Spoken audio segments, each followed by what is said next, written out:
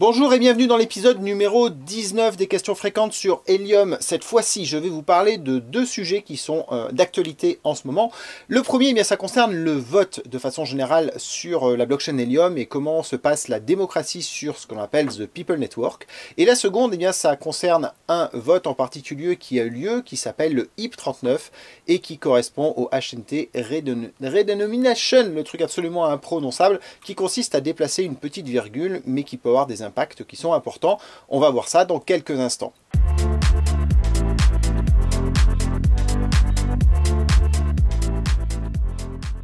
Alors, comme je vous l'ai dit, eh bien, il y a quelques secondes maintenant, le principe d'une blockchain, eh bien, c'est qu'elle soit décentralisée. Et pour qu'elle soit décentralisée, eh bien, il va falloir qu'il y ait une certaine gouvernance qui soit en place de façon à décider quand même de ses évolutions. Et cette gouvernance, eh bien, elle doit être distincte de la société qui réalise le code de façon à ce que le système soit bien décentralisé.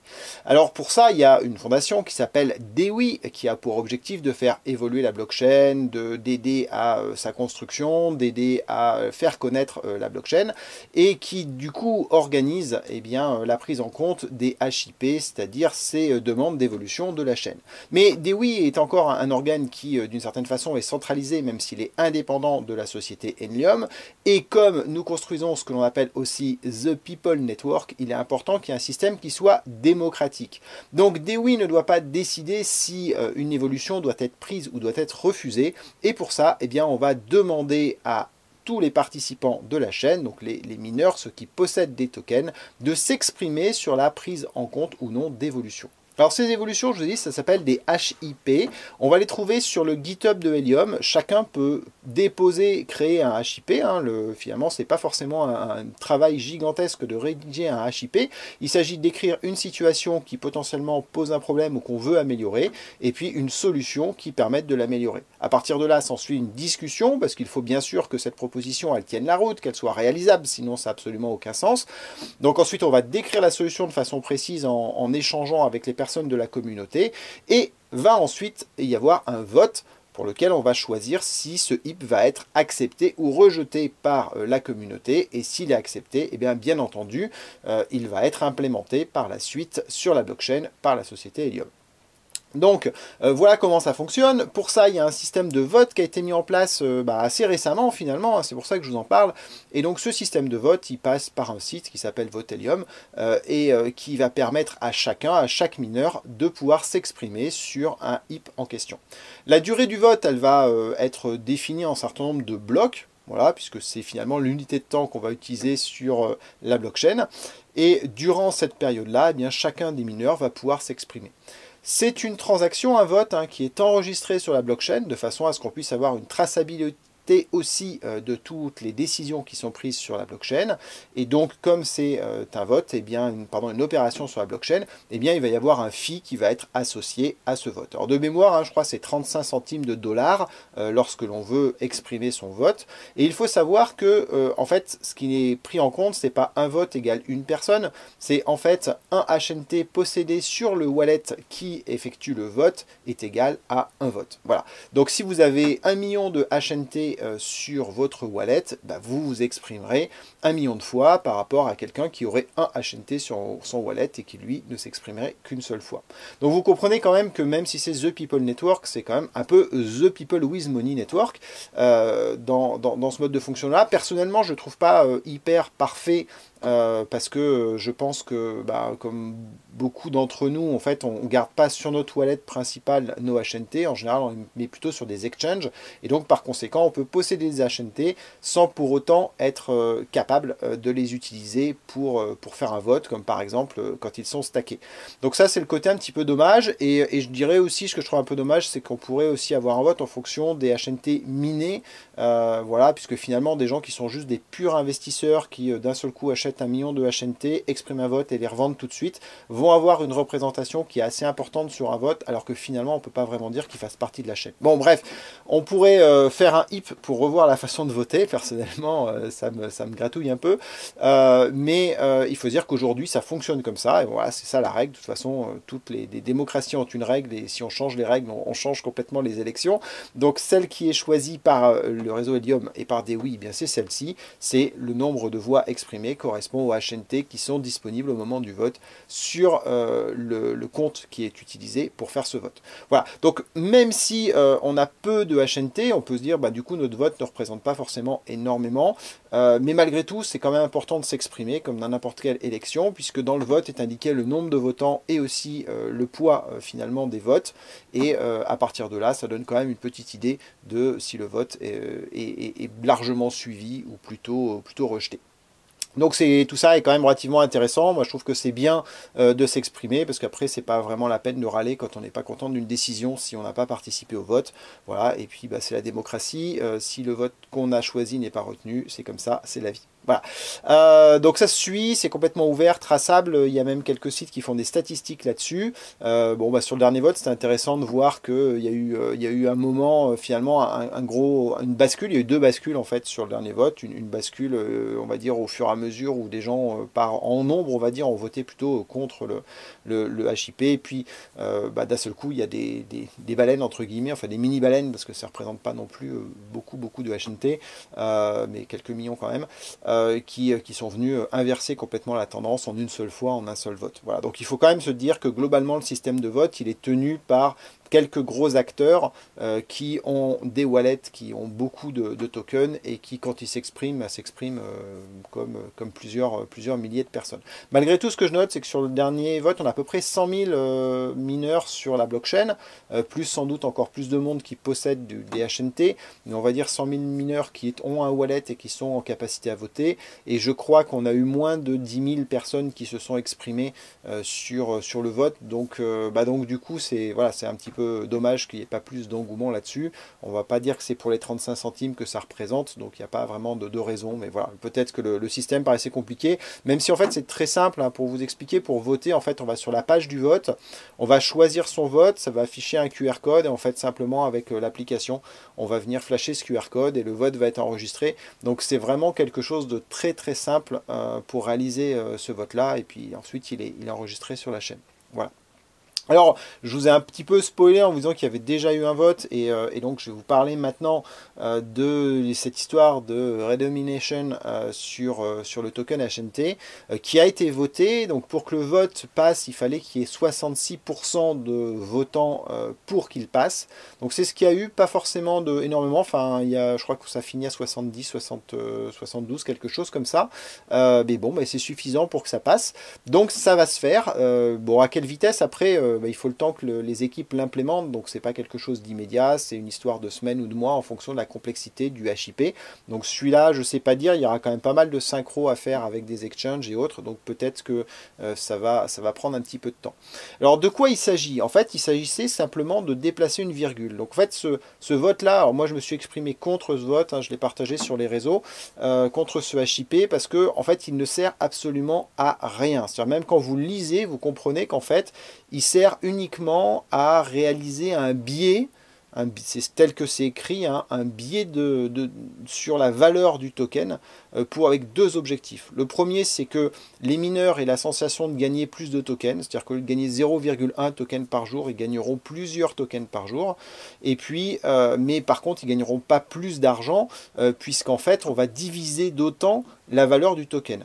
Donc pour faire simple, en fait, ce HIP-là, ça correspond au passage des nouveaux francs vers les anciens francs. Ouais, donc c'est un peu bizarre parce qu'en général on fait plutôt l'inverse. On était passé des anciens francs aux nouveaux francs. Hein, voilà, bon, pas grand monde était né à ce moment-là. Mais bon, vous comprenez, je pense, le concept. Hein, c'est quand à un moment 100 francs est devenu 1 franc. Voilà. Et ben, en fait, là on fait l'inverse. C'est qu'on dit que 1 HNT devient 1000 HNT. Voilà. Alors pourquoi on fait ça? Et bien, comme je l'ai dit, on fait ça uniquement parce que si vous gagnez 0,1 HNT aujourd'hui par jour, et ben quand on va faire ça, vous en gagnerez 100 d'un coup. Donc vous aurez peut-être l'impression, et vous seriez peut-être plus content, parce que vous aurez gagné 100 HNT au lieu d'en gagner 0,1. Voilà. Sauf qu'en fait, la grosse différence, c'est qu'il n'y en a pas. C'est qu'en réalité, si le HNT aujourd'hui vaut 50 $, après le HIP, le HNT vaudra... on va le diviser par 1000, donc il vaudra 0,5 centimes de dollars. Enfin, il vaudra 5 centimes de dollars. Donc au final, si aujourd'hui vous gagnez, mettons 10 $, et ben demain vous gagnerez 10 $ aussi. Donc ça ne change absolument rien sur les revenus, c'est juste pour avoir l'impression de gagner plus de tokens. Voilà. Moi, je comprends pas vraiment le sens, hein, parce que je vois tous les gens qui minent de l'Ether ou qui minent du Bitcoin, ils vont gagner en un mois 0,00001 et ils sont très contents. Voilà. Donc là, j'ai du mal un peu à comprendre le sens. Mais bon, voilà, a priori, c'était positif. Le deuxième aspect qui, là encore, est complètement un biais sur lequel les gens qui ont voté veulent s'appuyer, c'est qu'ils se disent que si un token vaut 5 centimes sur Binance, eh bien, les gens, ils auront tendance à investir 5, 6, 7 centimes. En fait, on va faire monter le prix du token parce que, en fait, comme c'est un token qui est très bas, on n'aura pas l'impression que ça représente un pourcentage important et du coup, ben, voilà, je peux me laisser un petit peu de marge. Et ils espèrent que le token va prendre plus de valeur parce qu'en fait, il aura une valeur qui est inférieure au dollar. Voilà. Donc ça aussi, c'est complètement con à mon sens, parce que bah, quand vous investissez une somme et vous récupérez un nombre de tokens. Vous investissez pas en fonction du prix du token. Voilà. Mais c'est vrai, bon, on peut le voir sur le SHIB, qui est un truc qui dans l'absolu vaut absolument rien. Le fait que ce soit un token qui est très très faible, bah, on a tendance à en acheter quelques-uns. Voilà, même si, puis en se fichant un petit peu finalement du cours actuel, parce qu'on se dit, puisque c'est tout petit, ça va grandir. Voilà. Mais bon, c'est quand même un peu idiot parce que pour une fois sur Helium, on était en train de construire quelque chose qui est viable, c'est-à-dire que autant Shiba, on ne sait pas trop à quoi ça sert et ça sort de nulle part, autant Helium, ça fait un réseau, quoi. Ça fait un réseau, il y a une économie dans le monde physique et ainsi de suite. Donc c'est quelque chose de tangible. Et donc c'était intéressant d'avoir attaché à ça un token qui avait aussi une valeur tangible, c'est-à-dire qu'un token qui vaut 50 dollars, c'est quelque chose d'assez sérieux. Un token qui peut monter à 500 dollars, c'est quelque chose de vraiment sérieux, quoi. Voilà, ça veut dire quelque chose. Alors que là, bah, on va avoir un token qui va valoir 5 cents et puis peut-être qu'il montera à 50 cents. Voilà. Donc c'est assez étrange. Alors peut-être que les gens se disent, bah, il aurait du mal à monter à 1000 et grâce à ça, il va monter à 1 dollar. Perso, j'ai un petit peu de mal à y croire parce que dans le fond, ce sur quoi on travaille, c'est le market capital, hein, c'est la valeur totale du token sur le marché.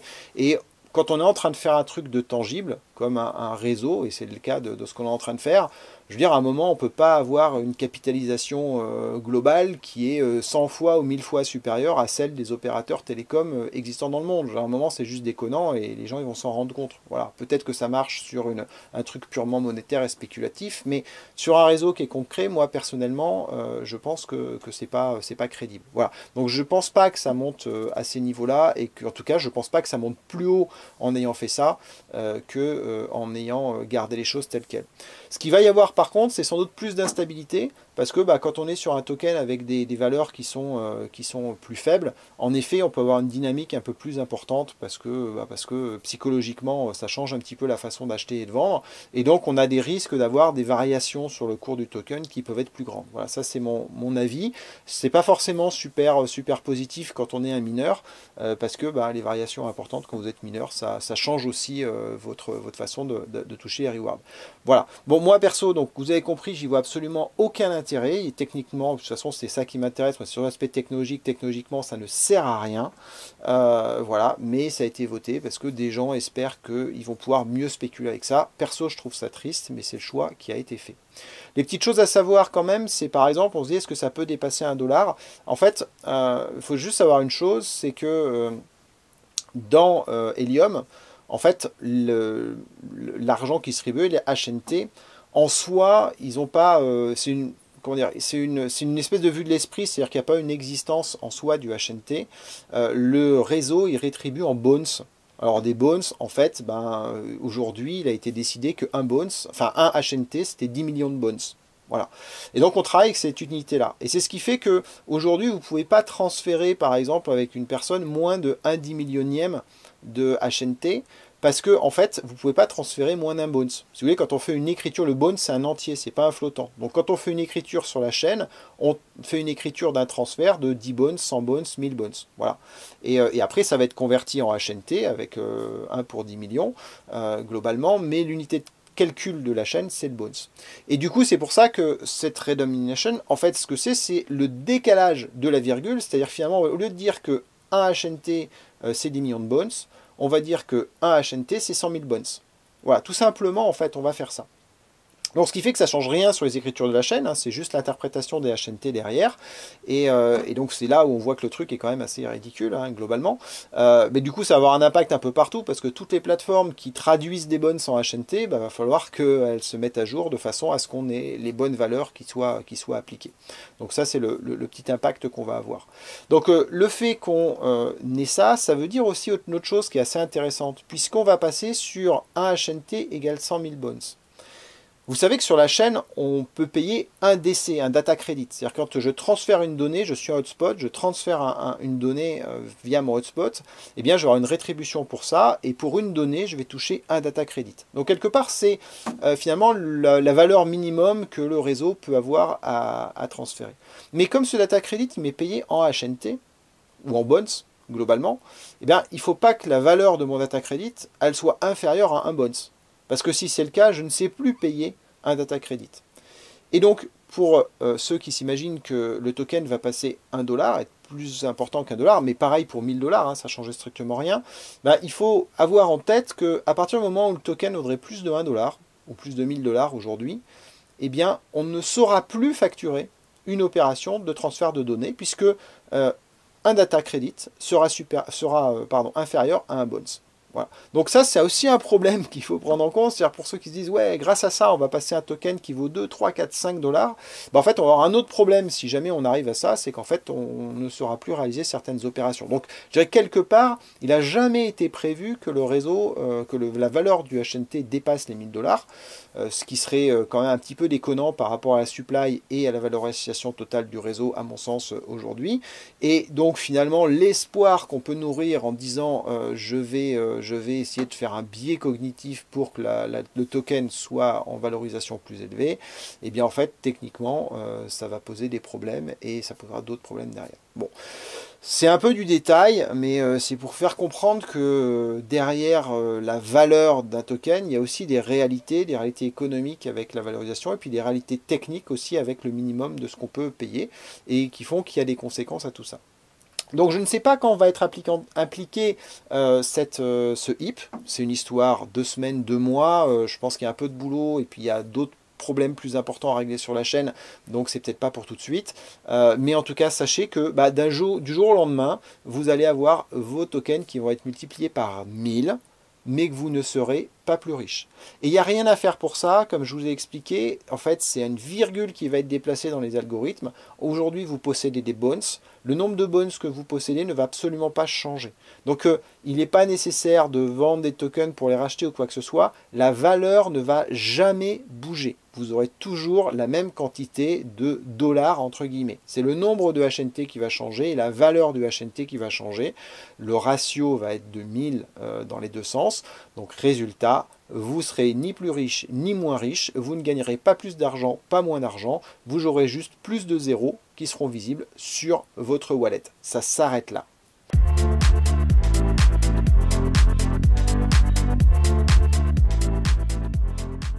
Sur ce, je vous souhaite une bonne continuation sur la chaîne YouTube. N'hésitez pas à regarder les autres épisodes. Et je vous prépare un prochain épisode où je vais vous parler du hotspot Kerlink que je teste depuis un petit moment. Et donc, dont je vais pouvoir vous parler. C'est un hotspot qui est assez différent des autres qu'on a vus jusque-là. Donc, ce sera intéressant de vous présenter ça en vidéo. Et la vidéo est apparaître très bientôt. En attendant, à bientôt. Ciao!